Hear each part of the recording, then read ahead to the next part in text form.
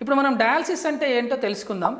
Dialysis అనేది ఒక artificial ప్రక్రియ ద్వారా మన రక్తాన్ని శుద్ధిపరిచేటువంటి ప్రక్రియ. సో ఎప్పుడైనా మనిషి ఒంట్లో కానీ మనిషి రక్తంలో కిడ్నీస్ ఫెయిల్ అయినప్పుడు కొన్ని మలినాలు చేరుతూ ఉంటాయన్నమాట. కిడ్నీస్ చేసే పని మన ఒంట్లో ఉండే మలినాలని, టాక్సిన్స్ని బయటికి పంపించడం. మన కిడ్నీస్ ఫెయిల్ అయినప్పుడు ఏం జరుగుతుందంటే ఇవన్నీ రక్తంలో కూడుకుపోయి ఉంటాయి. దాని మూలంగా మనిషి ప్రాణానికి ప్రమాదం జరిగే అవకాశాలు ఉంటాయి. కాబట్టి డయాలసిస్ అనే ప్రక్రియ ద్వారా మనం రక్తాన్ని బయటికి తీసి రక్తాన్ని శుద్ధిపరిచి మళ్ళీ తిరిగి పేషెంట్కి ఇచ్చడం జరుగుతుంది. దీన్నే మనం డయాలసిస్ అంటాము. ఇది రకరకాల సిచ్యువేషన్స్లో మనం వాడుతూ ఉంటాం. ఒకటి, కిడ్నీ ఫెయిల్యూర్ అయిన పేషెంట్స్కి వాడచ్చు.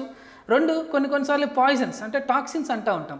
మందులు ఎక్కువ తీసుకొని సూసైడ్ అటెంప్ట్ చేసినటువంటి పేషెంట్స్ కూడా రక్తంలో ఈ టాక్సిన్స్ చేరుతూ ఉంటాయి. అలాగే కొన్ని ట్యాబ్లెట్స్ మింగేసినటువంటి పేషెంట్స్.